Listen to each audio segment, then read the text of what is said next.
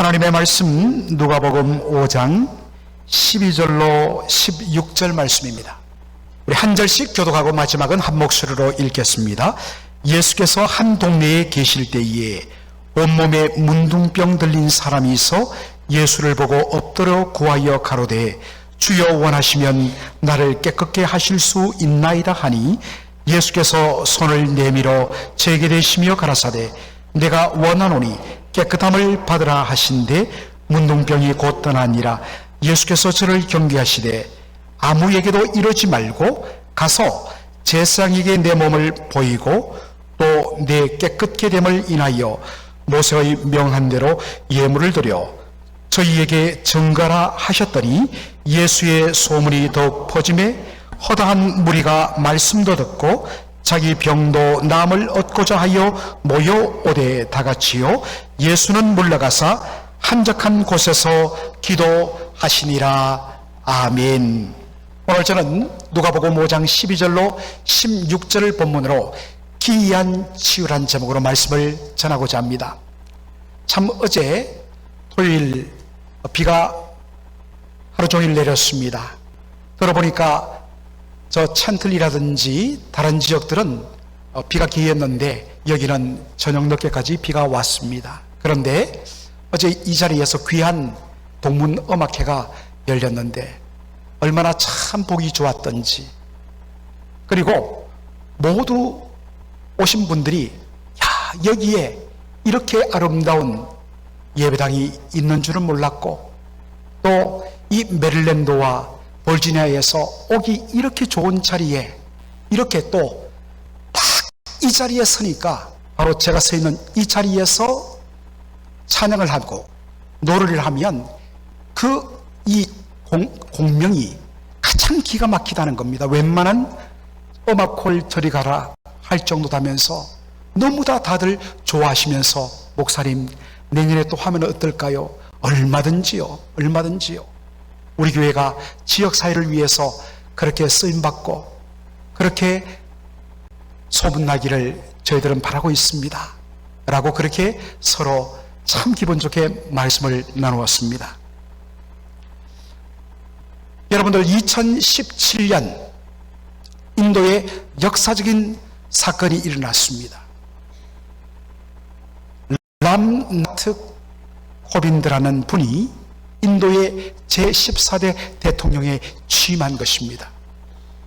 왜 이분이 대통령으로 취임한 것이 역사적인 사건이냐? 그것은 그의 출신 성분 때문이었습니다. 여러분 학창시절에 여러분 인도에 대해서 배운 것 중에 카스트 제도란 것을 기억하실 것입니다. 인도에는 4가지 계급으로 구성된 사회라는 것입니다. 제일 위층이 브라만, 그 다음에 크샤트리아, 세 번째가 바이샤, 우리 한국어로 말하면 바로 평민입니다. 그리고 그 아래 마지막 단계가 바로 수두라, 허드렛 일을 하는 하인들, 종들을 구성하고 있는 계층이 수두라입니다. 1947년 인도가 영국에서 독립하면서 법적으로는 이 신분제도가 철폐되었습니다. 그러나 지금까지도 인도 사람들의 모든 저변 속에서는 이 4개의 등급이 나누어져서 결혼도 자기 계급끼리만 결혼하고 그것을 벗어나면 가족의 명예를 더럽혔다고 심지어 죽이기까지 하는 일들이 아직도 인도 사회의 곳곳에서 나타난다는 것입니다. 그런데 인도에서는 이 4번째 가장 밑바닥 계급인 수두라에도 들을지 못하는 또 하나의 아예 카스트 제도에는 없는 계층이 있습니다. 그들을 달리트라고 합니다. 이것을 번역하면 불가촉 천민이라고 그럽니다. untouchable, 접촉할 수 없는, 결코 그들에게는 다스는 안 되는 그러한 사람들이란 뜻입니다. 달리트는 정말 너무나도 더러운 존재이기 때문에 사람 같지도 않은 그들에게 내가 찾기만 하면 내가 더러워진다.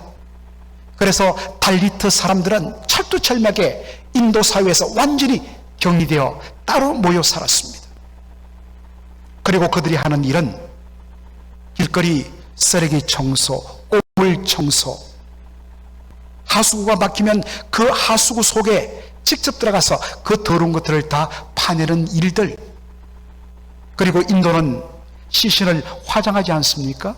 화장하고 나면 거기에 써 있었던 모든 그러한 시신의 재들, 그 뒤처리를 담당하는 사람들이 달리트였습니다. 인도에서는 빨래거리가 쌓이면 그것을 바깥으로 내어놓습니다. 그러면 그것을 가지고 시내가에 가서 내어치면서 빨래를 담당하는 사람이 바로 달리트인 것입니다. 바로 그러한 사람 취급받지도 못하던 달리트 출신의 대통령이 인도에서 배출된 것입니다. 얼마나 역사적인 사건인지 모릅니다. 그런데 성경에도 untouchable, 불가촉 천민이 나옵니다. 천민은 아니지만은 천대받는 사람들이 나옵니다. 그들이 바로 일명 우리 성경에는 문둥병자라 되어 있지만 요즘에는 나환자라고 이야기하는, 바로 나병에 걸린 사람들을 가리킵니다. 여러분, 나병하면 우리 한국에 한 가지 떠오르는 지명이 있습니다. 어디입니까? 소록도입니다. 소록, 작을 소자에 사슴록자, 섬도자.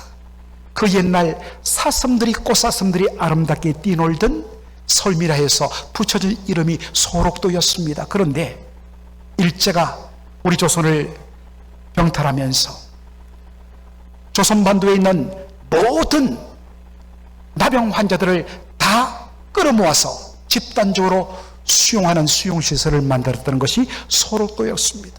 소록도는 나병 환자들의 눈물의 고향이었습니다. 왜 그랬느냐? 자기 집안에 문둥병으로 일컬어지는 나병 환자가 생기면 그 집안이 저주받은 집안으로 여겨진 거예요. 모든 혼사가 다 끊어집니다. 뭐? 그 집안에 문둥병자, 나병 환자가 있어? 그 집 밖으로는 상종 말아야겠다. 그래서 집안에 나병 환자가 생기면 그 아이를 묶어서 저 소록도 가는 그 길목에 있는 녹동 부둣가에 버려두면, 그래서 그 사람을 싣고 배를 태워서 소록도로 보내는 것입니다. 완전히 저들과 접촉하면 우리도 더러워진다 라는 생각 때문에 완전히 그들을 격리 수용했던 것입니다. 물론 성경에서 나병이라고 말할 때 그것은 우리가 그렇게 생각하는 나병과는 조금 다릅니다. 완전히 살이 썩어 들어가고 진물이 나면서 이 몸에 어떤 장기들이 떨어져 나가고 손이 떨어져 나가는 그런 흉물스러운 모습을 한 나병 환자도 있지만, 성경에서 말하는 나병 대부분은 악성 피부병을 가리키는 표현입니다. 나병에 걸리게 되면, 그리고 그것이 나병으로 확인되면 그는 자기 집에서 쫓겨납니다. 그리고 자기가 살던 동네에서 추방되었습니다. 당연히 성전에 출입이 금지되었습니다. 왜냐하면 나병에 걸린 자는 부정한 자로 여겨졌기 때문입니다. 그리고 부정한 자와 접촉한 사람이나 모든 물건도 다 더러워진다라고 생각했기 때문입니다. 그래서 나병에 걸리게 되면 완전히 추방되어서 격리된 곳에서 따로 외롭게 살아야 했습니다. 오늘 본문에도 보면 나병 환자 이야기가 나옵니다. 누가복음 5장 12절에 보면 예수께서 한 동네에 계실 때에 온몸에 문둥병 들린 사람이 있어 예수를 보고 엎드려 구하여 가로되 주여 원하시면 나를 깨끗게 하실 수 있나이다.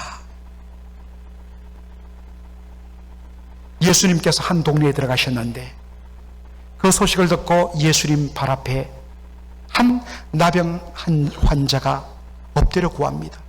주여 원하시면 저를 깨끗게 하실 수 있나이다. 여러분, 이 말씀을 어떻게 보십니까? 나병 환자가 예수님이 계신 동네에 들어와서 예수님 발 앞에 엎드렸다.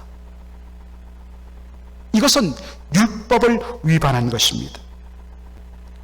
이미 말씀드렸던 것 같이 나병에 걸리면 동네에서 완전히 격리된 삶을 삽니다. 여러분, 나병 환자가 이것을 몰랐을까요? 성경에 보면 그 사람이 나병 걸린 것을 판단하는 것은 제사장이었습니다. 어느 날 제사장에게 연락이 옵니다. 우리 집 아이가 몸이 이상합니다. 피부에 반점이 생기고 머리카락이 뽑혀집니다. 그 소식을 듣고 제사장이 가서 면밀히 살피고 아하, 이건 나병이요 라고 선언하면 적극적으로 말합니다. 이 사람을 이 집에서 내보내십시오. 그리고 이 동네에서 내쫓으십시오. 당신은 더 이상 예배당 출입이 금지됩니다. 외딴 곳에서 살아야 합니다. 그렇게 해서 추방되었습니다. 이것이 당시의 율법이었습니다. 나병 환자가 이것을 몰랐을 리가 없었습니다. 그런데 어느 날 예수님 소식을 듣게 된 겁니다. 예수님은 병든 자 그리고 귀신 들린 자들을 불쌍히 여겨서 일일이 그들을 고쳐주신다는 이야기를 들었습니다. 그리고 바로 그 예수님이 자기가 지금 살고 있는, 격리되어 있는 바로 그 가까운 동네에 예수님이 와 계시다는 소식을 들었습니다. 이번 기회를 놓치면 나는 영원히 이 나병에서 벗어날 수 없다는 절박함이 밀려왔습니다. 그래서 율법의 규정을 위반하고서 그런 과감하게 예수님 발 앞에 엎드려 간구한 것입니다. 사랑하는 성도 여러분, 누가 은혜를 맛보느냐? 여러 가지 체면불고하고 주님 앞에 담대하게 나오는 사람이 은혜를 받습니다. 이건 이래서 안 되고 저것은 저래서 안 되고 하나님의 말씀 율법도 아니면서 수많은 관습과 전통과 우리의 여러 가지 주관적인 생각들이 너무나 많습니다. 그것 때문에 그것에 맡겨서 하나님 앞으로 나오고 은혜 받는 것에 대하여 주저하는 성도들이 너무나 많아요. 예수님은 말씀하십니다. 천국은 침노하는 자의 것이라고. 하나님 앞에 간절히 구하고 찾고 두드리는 자에게 열리고 그 놀라운 은혜가 주어지는 것입니다. 이상하게도 우리 한국의 좋은 유교적인 부분도 많지만은 그 가운데 잘못된 체면칠의 문화가 많아서 너무나도 쉽게 자기를 닫아버리고 나는 못한다고 이야기하고 은혜의 자리로 적극적으로 나가지 못하고 말만 하면 늘 일단 안 돼요, 못해요. 이것이 아예 부정적으로 우리의 생각을 사로잡고 있습니다. 여러분, 그래서는 은혜 받지 못합니다. 바꿔야 합니다. 네, 주님 도와주십시오. 하나님 저 박대하시면 저 갈 데 없습니다. 도와주십시오. 적극적으로 믿음 반응해야 합니다. 제가 여러분에게 뭘 부탁하면 네, 목사님 저 부족하지만 한번 해보겠습니다. 빼지 마십시오. 은혜 받을 때는 적극적으로 나가야 되는 것입니다. 그렇게 은혜 받는 우리 맥클린 한인 장로교 되기를 주의 이름으로 축원합니다. 나병 환자의 간청에 대하여 예수님이 어떤 반응을 보이십니까? 13절 우리 다 함께 읽도록 하겠습니다. 예수께서 손을 내밀어 저에게 대시며 가라사대 내가 원하노니 깨끗함을 받으라 하신대 문둥병이 곧 떠나니라. 예수님, 그 사람이 말합니다. 주여 원하시면 저를 깨끗게 하실 수 있나이다. 예수님 말씀하십니다. 내가 원하노니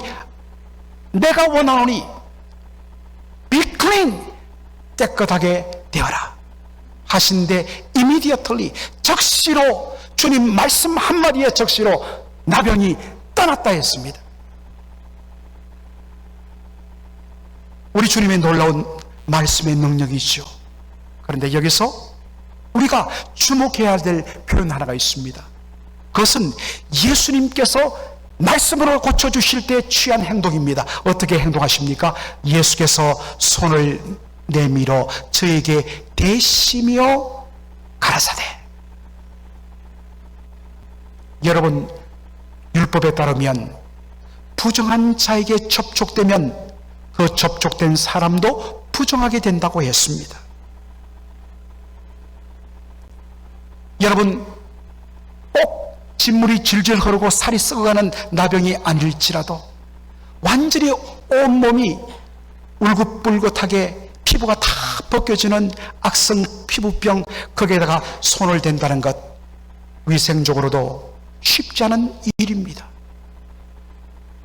그리고 예수님은 얼마든지 말씀의 능력으로 손 안 대시고 말씀으로 명하시면서 그 말씀의 능력으로 고칠 수 있는 예수님이십니다.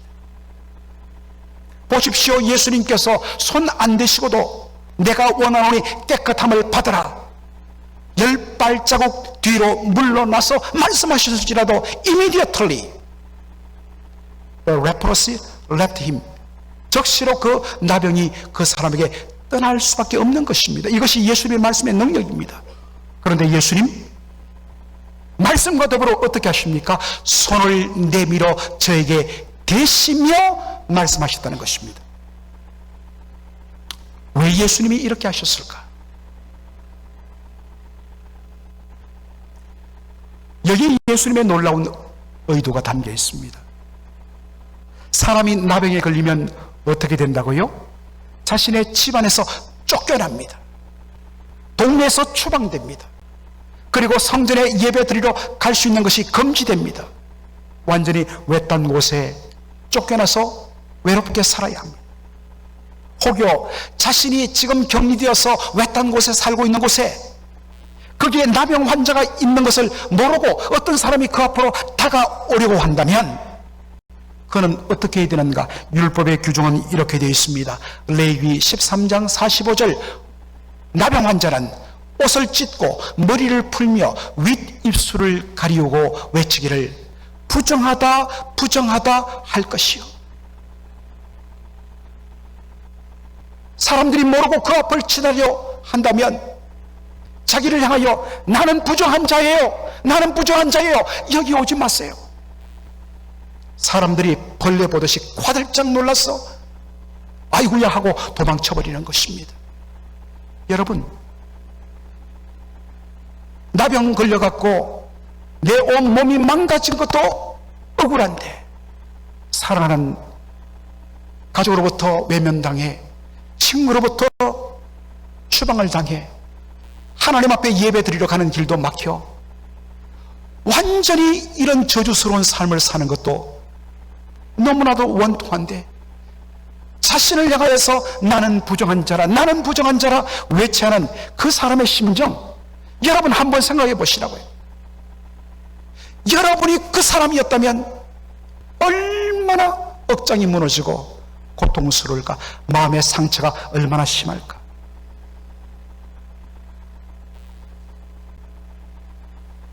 여러분, 미국의 대문호 나다나엘 호돈이 지은 The Scarlet Letter, 주홍글씨로 번역된 소설이 있습니다. 영화로도 만들어졌지요. 여러분, 이 미국에서 발행된 이 스칼렛 레터의 주홍글씨라는 이 제목의 책의 표지에 어떠한 알파벳 글자가 새겨져 있습니까? A가 되어 있죠. 주홍색 글씨로 A. 이것은 adultery, 바로 간음, 음행이라는 단어의 첫 글자입니다. 당시 배경이 되는 뉴잉글랜드, 17세기 뉴잉글랜드 그 청교도 사회에 얼마나 엄숙하고 경건을 추구하는 사회입니까? 그 가운데서 어떠한 이런 adultery, 간음의 일이 발견되면 그 일을 행한 여인의 이 옷 가슴에 주홍 글씨로 바로 A라는 그러한 글자를 수놓아서 그 수건을 달고 살게 만들었습니다. 17세기 뉴 잉글랜드 청교도 사회의 그 분위기 속에서 간음은 정말 죄로 여깁니다. 그러나 아무리 잘못했다고 해서 그 사람을 향하여서 그렇게 수치스럽고 모멸감을 주는 그러한 일들을 하는 것, 이것은 옳지 않습니다. 예수님 말씀하시죠. 마음으로 상대방을 보고 음욕을 품는 자는 바로 간음을 하였다. 여러분, 이 일에 자유한 분이 어디 있습니까? 저도 간음죄를 범한 사람입니다.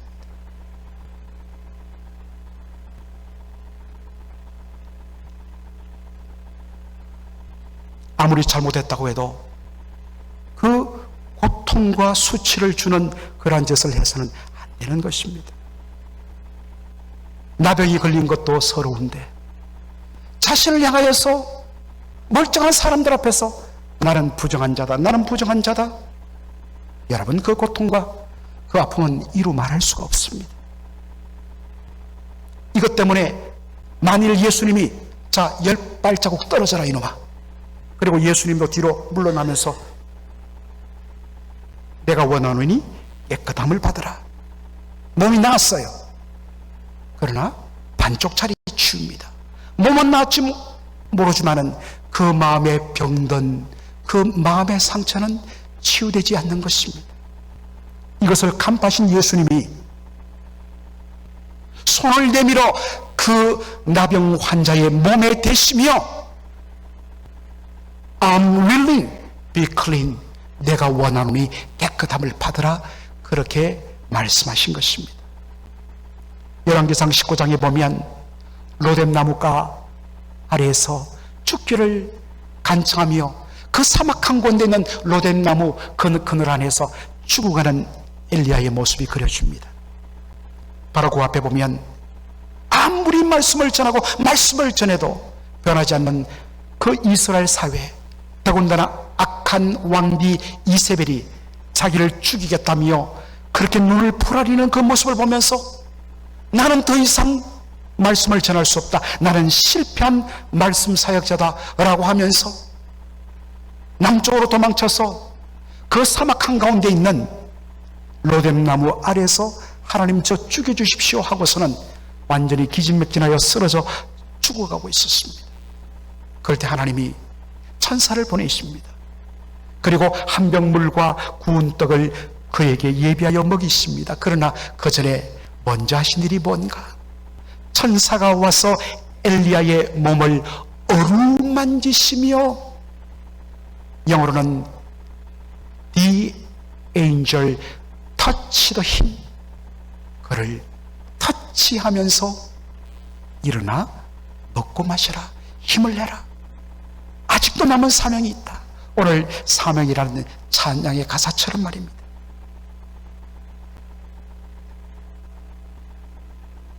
사랑하는 성도 여러분, 교회 공동체에 꼭 필요한 것이 뭐냐? 바로 사랑의 손길, 사랑의 터치입니다.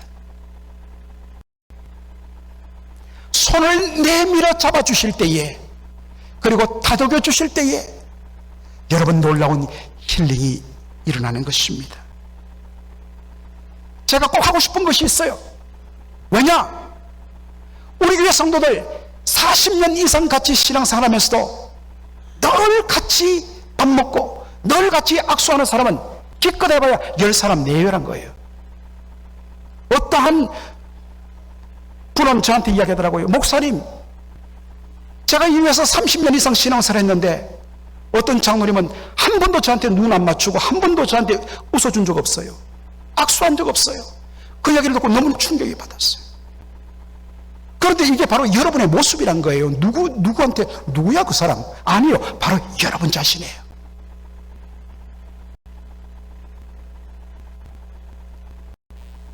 어떤 분은 그래요. 목사님, 제가 온 지 1년 됐는데 사람들이 저한테 다가오잖아요. 제가 이렇게 말했습니다. 예, 맞아요. 그런데 이제 권사님 충분히 은혜 받으셨는데 권사님이 찾아가십시오. 사실 그것은 옳지 않습니다. 먼저 성도들이 찾아가 줘야 됩니다. 그러나 안 오니까 당신이 가십시오. 더 이상 불만하지 마세요. 그래서 제가 꼭 하고 싶은 게 있어요. 1년에 한 번. 그래서 다음 주 할 거예요. 어떻게 하느냐? 우리 온 성도들 다음 주 들어오실 때 다들 명찰을 제가 준비합니다. 그리고 그것을 여러분이 이렇게 걸치시고, 그리고 예배 끝마친 다음에 온 성도들이 정말 원을 그려서 서로 이렇게 돌아가면서 제가 누굽니다, 사랑합니다, 반갑습니다, 환영합니다, 이렇게 해봤자 10분이면 끝나요. 정말 그렇게 좀 하고 싶어요. 그 속에서 사랑의 힐링이 있는 거예요. 그 속에서 진정한 치유됨이 일어나는 것입니다. 여러분, 이 손 한번 잡아주고요, 어깨 한번 다독여주고요, 한번 허그해주는 것, 얼마나 놀라운 축복인지 모릅니다. 오늘 여러분들 내려가서 친교하실 때에 그러한 놀라운 펠로십이 오늘부터 연습되어지기를 주의 이름으로 축원합니다. 예수님이 손을 내밀어 고치실 때 두 번째 이유가 있습니다. 여러분, 손을 내밀어 대다 라는 이 말이 구약성경에서 어디에 쓰이냐 하면, 죄인이 하나님 앞에 죄사함을 받기 위하여 희생제물, 번제물을 가지고 바로 성막에 찾아올 때 쓰이는 용어입니다. 번제단 앞에서 자기를 대신하여 죽임당하는 희생제물 위에 그 죄인이 하는 일이 뭐냐? 희생제물의 머리 위에 손을 대고 얹는 것입니다. 이것이 무슨 의미냐? 바로 손을 그 머리 위에 대므로 나와 나를 대신하여 죽임당하는 이 희생제물은 연합되었다, 한 몸이라는 심볼릭 미닝을 가지고 있는 것입니다. 연합되었기 때문에, 한 몸 되었기 때문에, 제가 늘 비유를 쓰지만 사실 참 저는 정말 하나도 없는 가난뱅이 신학생이거든요. 성경과 책밖에 없었어요. 저희 장인어른이 저를 보더니, 야, 자네 정말 너무 없네 라고 이야기하시더라고요. 그렇게 해서 결혼했더니 저희 장인어른도 목회하셔서 그렇게 여유는 부유하지는 않았습니다만 그래도 괜찮았거든요. 그래서 저를 위해서 전세집도 얻어주고 모든 것 저는 몸만 갔습니다. 그래서 아무것도 없는데 제 아내와 결혼함으로 저는 제 아내가 가져온 모든 것을 제 것으로 공유하게 되었어요. 왜요? 한 몸 되었기 때문에, 연합되었기 때문에.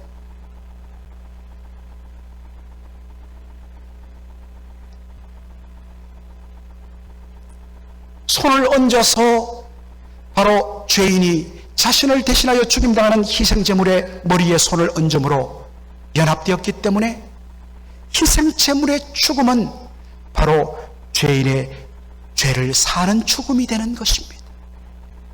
이것을 신학적으로 표현한 말이 속죄입니다.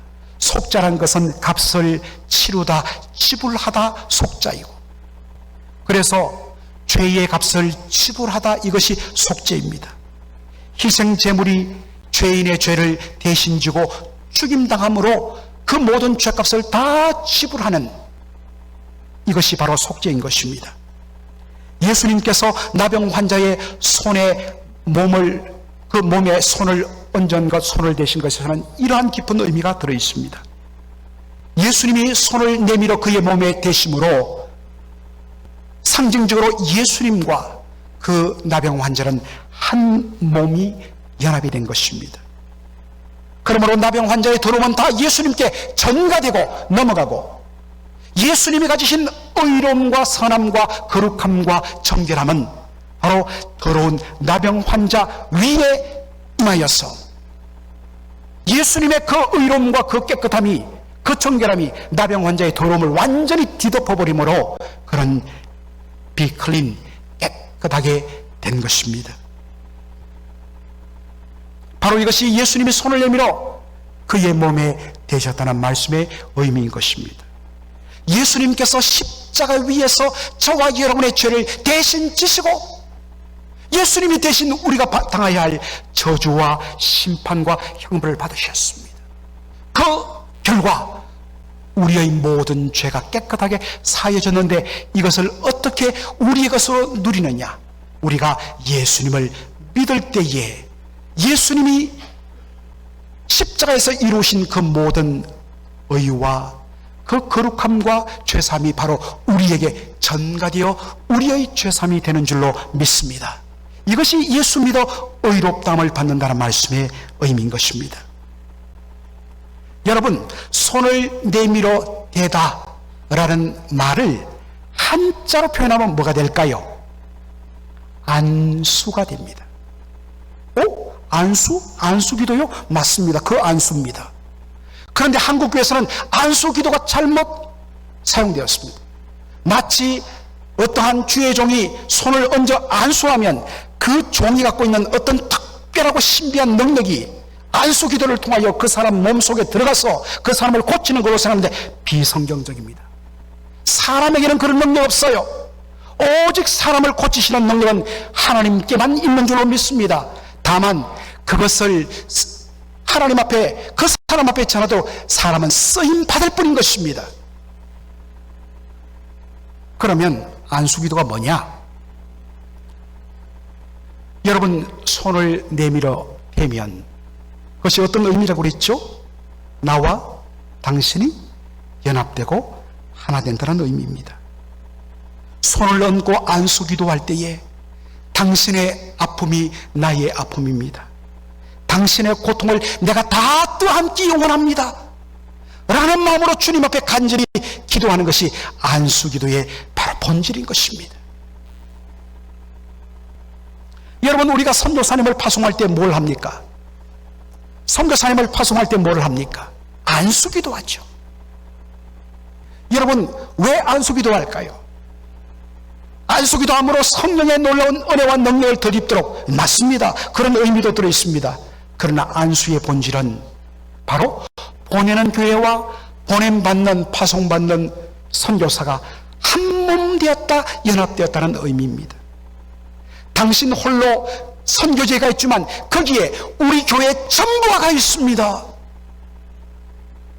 그러니 파송받은 선교사님을 위하여 온 교회가 내 자신이 가 있는 것처럼, 내 자신이 가 있는 것처럼 간절하게 기도하지 않을 수 없고, 선교사님이 마음껏 살아갈 수 있도록 교회가 전적으로 물질을 들여서 지원할 수밖에 없는 이유가 바로 이 안수기도에 있기 때문입니다. 교회는 그리스도 예수의 몸입니다. 연합되었습니다. 그러므로 연합되었기 때문에 로마서 13장에 있는 말씀처럼 우는 자와 함께 울어주고 즐거워하는 자와 함께 즐거워하는, 이것이 그리스도 예수 안에서 주님의 은혜로, 성령 은혜로 우리가 성령으로 한 몸 되었다는 말씀이 바로 이것입니다. 누가 아프다 그러면 정말 내일처럼 부르짖고 하나님 앞에 나와서 함께 기도해야 하는 것입니다. 우는 자와 함께 울어주고 즐거워하는 자와 함께 즐거움을 통하여서 우리가 예수 안에서 한 몸됨을 세상 속에 보여주는 것입니다. 여기서 복음의 능력이 나타나는 것입니다. 그런 의미에서 공동체 안에 어떤 아쉬움, 문제가 있을 수 있어요. 그럴 때마다 뭡니까? 저 아픔, 저러한 문제, 저 부족함을 내 것으로 받아들이고 내가 채우고 해결하겠다 라고 해야 되지, 당신 때문에, 너 때문에, 그것은 항암력을 깨뜨리는 죄악입니다. 먼저 내가 그 아픔에 동참하겠습니다. 그 부족함을 제가 메꾸겠습니다. 여기에 성령의 놀라운 역사가 나타납니다. 마귀는 서로를 향하여 손가락질하게 합니다. 그것은 마귀의 역사. 이것을 우리가 예배를 통하여 그리고 펠로십을 통하여서 이뤄내기를 원합니다. 그래서 다음 시간에 우리가 좀 더 광고도 나겠지만 온 교회가 함께 야유친교회를 우리가 가질 때에 정말 명찰을 달고 내가 누구인지, 사실은 우리가 지금 한 130-40명밖에 안 되는데 서로 모르는 분들이 너무나 많아요. 여러분 지겹지 않습니까? 30년 내내 6명, 8명만 그 하얀 테이블에 돌아서서 이야기하고 돌아가는 것 지겹지 않았어요? 여러분의 펠로십을 확장해야 합니다. 다가가셔야 됩니다. 그리고 더 이상 왜 안다고냐고 말하지 마십시오. 여러분이 다가가십시오. 왜냐하면 우리는 그리스도 예수 안에서 한 몸 되었기 때문입니다. 사랑의 터치를 하십시오. 손을 내미십시오. 기도 제목이 뭐냐고 물으십시오. 그의 눈물을 나의 눈물로 받아들이고 서로 안아주며 다독여주며 축복하고 세워줌으로 말미암아 이것이 하나님의 나라인 것을 세상 속에 보여줄 때 거기에 진정한 리바이벌이 일어날 줄로 믿습니다. 아멘. 기도하겠습니다. 하나님 우리 아버지, 은혜와 사랑을 감사드립니다. 오늘 이 복된 주일에 하나님께서 우리에게 생명의 말씀을 허락하여 주시고 이 복음의 말씀을 통하여 우리 자신을 아버지 하나님께 돌아보게 하여 주시니 감사합니다. 예수 그리스도의 피로 말미암아 한 몸 된 우리의 믿음의 공동체인데 하나님, 그동안 우리가 사랑의 터치를 너무 못했습니다. 아버지 하나님이여, 서로를 너무나 아버지 하나님이여 우리가 알아주지 못했습니다. 하나님, 성령의 은혜 가운데 우리의 마음이 넓어지게 하여 주시고 우리의 손길이 넓어지게 하여 주시고 커지게 하여 주시고 아버지 하나님이여, 우리가 서로가 연약하고 부족한 모습 보이면 그것 때문에 손가락질하는 것이 아니라 그것이 바로 내가 담당하고 내가 감당해야 할 나의 일임을 알고 품어주고 그 연약함을 메꾸는, 그래서 그리스도 예수 안에서 진정 한몸됨을 경험하는 놀라운 축복의 공동체, 복음의 공동체 될 수 있도록 역사하여 주시옵소서. 예수님의 이름으로 기도합나이다. 아멘.